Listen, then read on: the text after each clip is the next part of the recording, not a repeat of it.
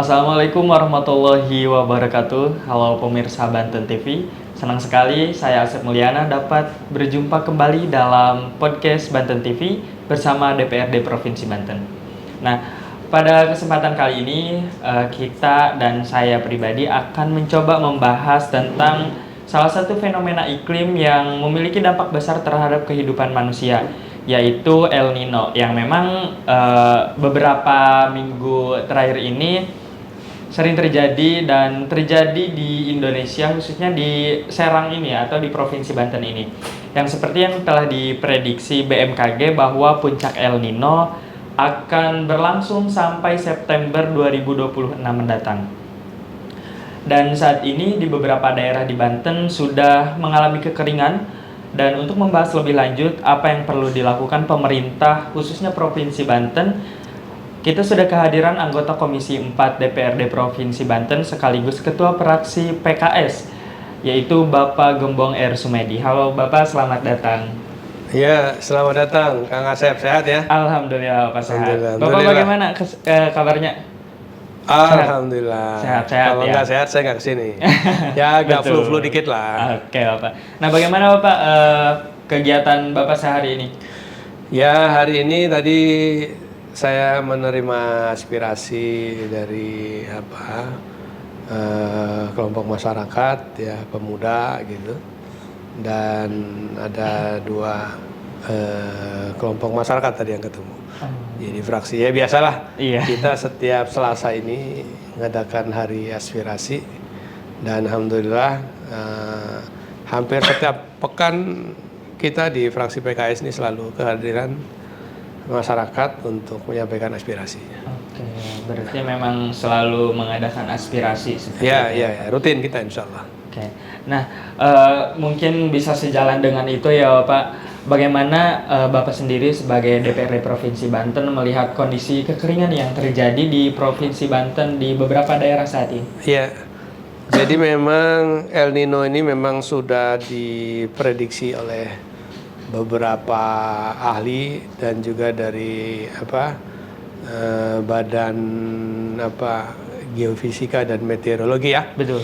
Bahwa memang El Nino ini akan cukup panjang ya, perkiraan itu sampai di bulan Agustus September begitu. Betul. Nah ini mungkin perlu jadi perhatian dari pemerintah Provinsi Banten ya, untuk bagaimana meminimalisir dampak yang diakibatkan oleh gelombang El Nino ini. Betul.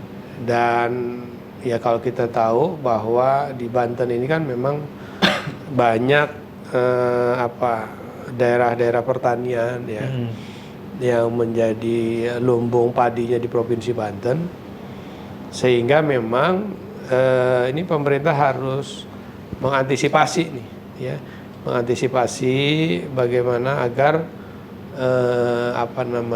dampak dari kekeringan ini bisa mengurangi hal-hal yang akan diterima oleh masyarakat, baik itu petani ataupun masyarakat umum begitu ya. Jadi supaya mereka, masyarakat kita, saudara-saudara kita di bawah ya, baik di daerah-daerah pertanian maupun di daerah lain pada umumnya yang memang sering mengalami kekeringan, ini perlu dapat perhatian pemerintah. Betul, betul. Seperti misalkan kalau untuk pertanian, misalkan untuk daerah-daerah lumbung padi ini perlu perhatian agar jangan sampai terjadi puso ya, sehingga sawahnya mati, petani rugi gitu kan.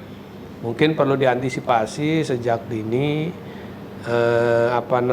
bantuan pompanisasi gitu ya,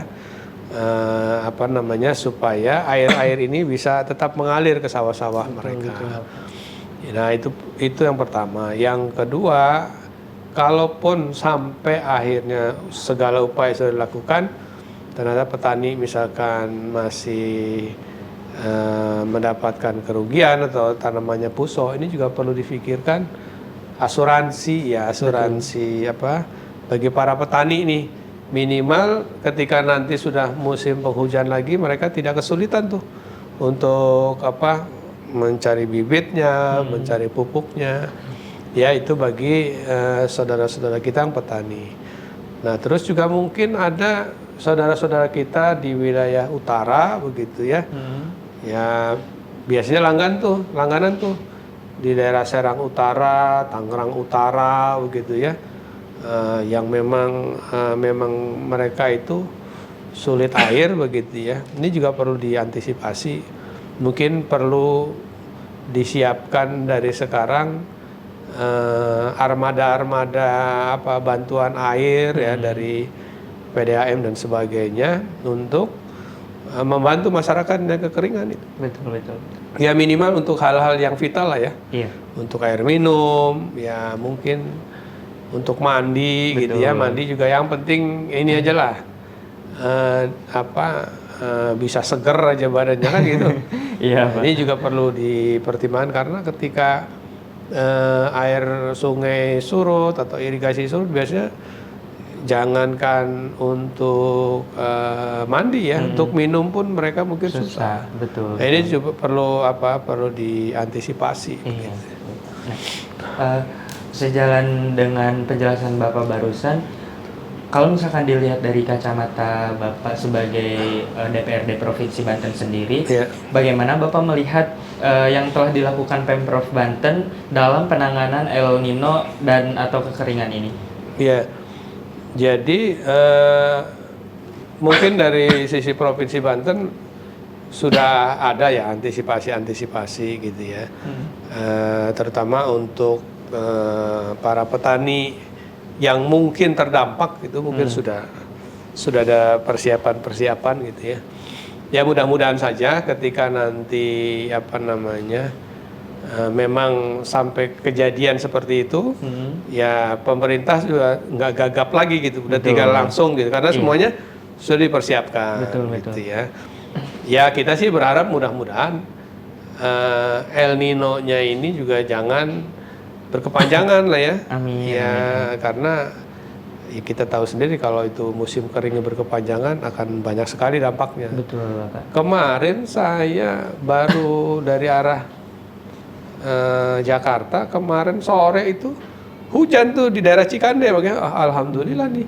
Artinya di tengah-tengah suasana El Nino ini kok ada hujan gitu hujan ya. Seperti ya mudah-mudahan saja kan namanya kita itu kan prediksi ya. Betul. Prediksi para ahli mungkin setelah melihat komposisi awan segala macam, wah ini pasti akan panjang gitu. Betul. Tapi kemarin faktanya ya sudah musim hujan tuh, sudah hujan turun ya, mudah-mudahan sih tidak sampai berkepanjangan lah, itu harapan kita semua. Oke. Nah, Bapak terkait yang solusi tadi ya. Menurut Bapak sendiri kira-kira apa nih yang dibutuhkan masyarakat yang mengalami kekeringan saat ini, Pak? Ya, yang jelas sih masyarakat sebetulnya di bawah itu nggak neko-neko sih sebetulnya. Kalau memang itu betul-betul sampai ada kekeringan, kemudian sumur-sumur mereka juga sudah tidak bisa dimanfaatkan, ya sungai-sungai juga mungkin pada kering. Nah ini saatnya memang ya pemerintah turun tangan memberikan bantuan ke masyarakat gitu ya, hadir dengan masyarakat. Ya biasanya sih dari Pemprov ataupun Pemda yang ada di kabupaten kota sebanten ini kan rata-rata memiliki PDAM tuh ya. Betul. Nah itu mungkin bisa dimanfaatkan, dioptimalkan untuk membantu saudara-saudara kita yang kekeringan gitu ya. Nah cuma yang memang untuk petani, kalau memang masih memungkinkan penggunaan pompanisasi untuk menyedot air sungai, mungkin itu juga sudah disiapkan karena nih musim keringnya sudah terasa sekarang ini. Iya gitu betul, ya. betul. Gitu Kang Sep. Oke. Nah, terkait solusi tadi ya Pak, apakah ada anggaran penanganan kekeringan saat ini dan bagaimana koordinasi antara DPRD dengan pemerintah daerah, BPBD dan instansi terkait dalam penanganan kekeringan ini, Pak? Ya, biasanya kita di penganggaran itu kita sudah menyiapkan anggaran tidak terduga ya. Iya. Artinya anggaran tidak terduga ini memang disiapkan untuk mengantisipasi ketika terjadi bencana gitu ya. Nah, anggaran ini memang sudah nyantol sebetulnya, tinggal memang ketika memang masa darurat itu muncul ya, musibah ini misalnya datang, nah itu sudah bisa digunakan. Dan selama ini sih Pemprov aman lah karena kita menjaga nih dana tidak terduga ini selalu ready lah ya. Jadi jangan sampai ketika ada musibah yang tidak kita duga sebelumnya itu sampai kita nggak ada anggaran tidak terduga ini ya. Makanya selalu standby. Dan ini koordinasinya ada dengan kita ya, apalagi ketika kita mengetuk penggunaan anggaran untuk 2026 ini sudah ready lah. Jadi untuk anggaran tidak terduga ini sudah kita siapkan. Nah, ini ketika terjadi seperti El Nino ini mungkin bisa dimanfaatkan. Oke. Berarti memang sudah disiapkan sudah itu ya, Pak. Karena memang istilahnya jaga-jaga gitu ya, jaga-jaga untuk betul, gitu ya, Pak. Nah, terkait hal itu, apakah ada upaya jangka pendek nih Pak yang menjadi prioritas untuk memenuhi kebutuhan air masyarakat? Ya, kalau jangka pendek tadi itu bantuan-bantuan air ya.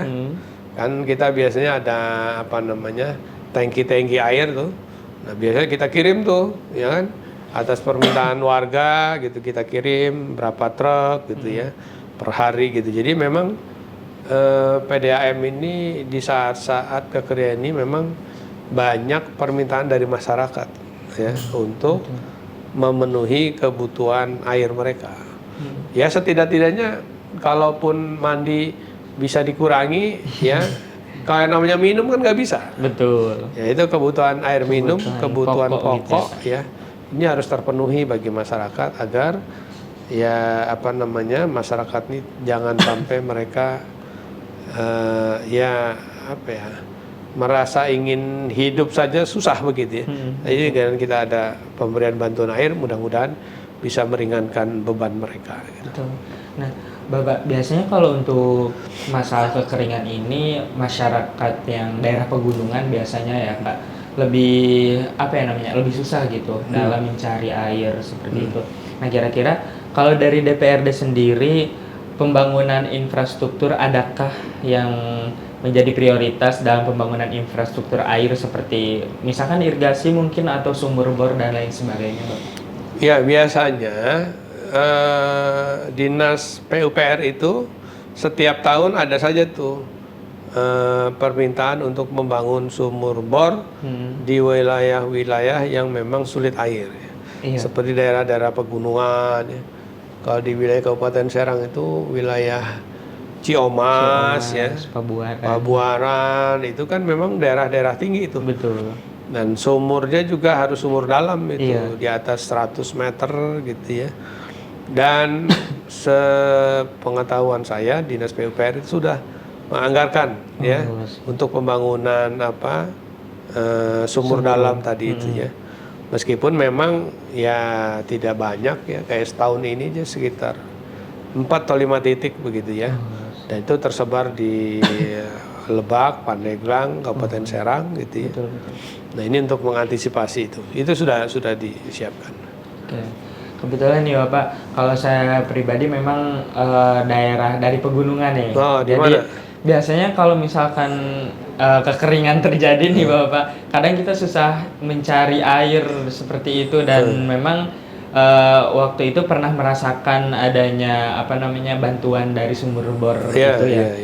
Karena waktu dulu kayak untuk mencari air kali udah pada kering. Terus kalau misalkan masyarakat kan biasanya kalau untuk sumur bor lumayan kesulitan gitu ya Pak, karena harus dalam banget gitu kan. Paling kan kalau masyarakat 40-60 meter iya, kan. Betul. Sebenarnya kalau air dalam ini di atas 100. Nah, Bapak, izin kita tahu bahwa Provinsi Banten ini memiliki beberapa bendungan ya Bapak, yang sebenarnya bisa dimanfaatkan. Bahkan di Kabupaten Lebak sendiri yang kita tahu ada bendungan baru gitu kan, Bendungan Karian. Nah, kalau misalkan dari Bapak sendiri, bagaimana melihat hal itu Pak? Ya, ini juga salah satu kekayaan yang dimiliki oleh Provinsi Banten ya, Betul. bahwa kita saat ini punya tambahan 2 bendungan. Yang pertama itu Waduk Sindang Heula yang ada di Pabuaran, Iya. dan yang kedua adalah Waduk Karian, itu bendung Karian yang ada di Lebak. Betul. Nah, ini kedua sumber air ini, kedua bendungan ataupun waduk ini kan memang didesain ya untuk mensupport air baku bagi PDAM yang ada di Provinsi Banten, ya, termasuk juga untuk memenuhi kebutuhan air di wilayah Jakarta dan Bogor. Jadi terutama Waduk Karian itu memang selain untuk wilayah Tangerang Raya, kemudian Lebak ya dan Pandeglang, itu juga memang diperuntukkan bagi kebutuhan air baku di wilayah DKI dan Bogor, Depok gitu ya. Itu juga insya Allah menggunakan Waduk Karian. Nah, ini memang sedapat mungkin ini juga bisa digunakan untuk menangani kekeringan ya. Jadi kan bisa jadi PDAM kita yang ada di kabupaten kota ini mereka kesulitan air baku, nah itu bisa disuplai dari Karian. Begitu juga dengan Sindang Heula. Nah, kalau Sindang Heula memang peruntukannya itu untuk Kabupaten Serang, kemudian Kota Serang dan Cilegon. Jadi air baku untuk PDAM di Cilegon, di Kota Serang dan Kabupaten Serang ini bisa disuplai dari Sindang Heula gitu. Ya. Nah, kalau misalkan kita ngomongin tantangan yang dialami pemerintah sendiri ya Bapak dalam menangani El Nino ini, kira-kira apa tantangan terbesar yang dihadapi pemerintah daerah nih Pak? Ya, jadi mungkin kalau tantangan terbesar yang dari pemerintah daerah terkait El Nino, ya mungkin keterbatasan anggaran, ya. Nah, ini mungkin salah satu antisipasinya ya perlu ada koordinasi dengan pusat, gitu ya. Ya, terutama memang untuk mengantisipasi kekeringan, misalkan ya, mungkin bisa perlu bantuan untuk bantuan pompa air dan sebagainya ya untuk antisipasi pertanian begitu. Kalau itu jangka pendek ya. Kalau untuk jangka panjangnya ya mungkin daerah-daerah yang selama ini sudah mulai gundul karena penebangan hutan ini juga mungkin perlu dipertimbangkan ini. Ya, supaya